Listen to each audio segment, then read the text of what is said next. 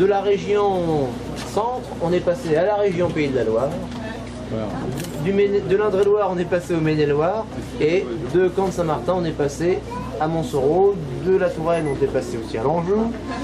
Pour les vins de l'appellation Touraine, qui va peut-être probablement dans les années à venir devenir une appellation Chinon sur le Camp de Saint-Martin, on va passer, on est sur l'appellation Saumur-Champigny pour les vins, par exemple. Ah ouais, ouais.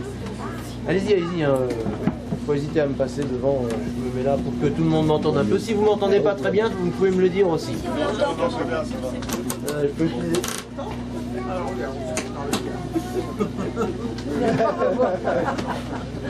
Après, par contre, vous risquez de ne plus entendre.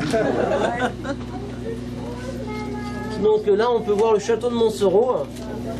Donc, un château sur le bord de la Loire.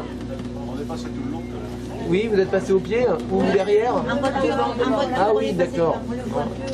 Et là, on le voit bien. En effet, c'est un château, quand on passe au pied du château, on est un peu écrasé par le château, quoi.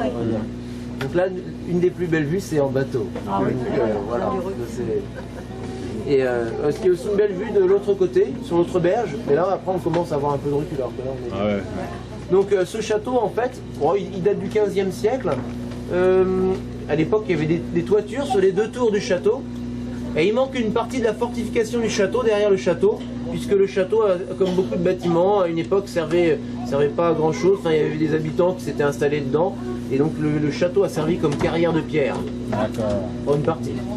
Donc on a démonté les pierres pour les recycler et faire autre chose avec. Où tu vas, toi? Donc à l'époque du château de Montsoreau, la route que vous avez empruntée donc au pied du château n'existait pas, et le port de Montsoreau que l'on devine là au loin, ça n'existait pas non plus, puisque le port et la route, ça date de 1820-1830.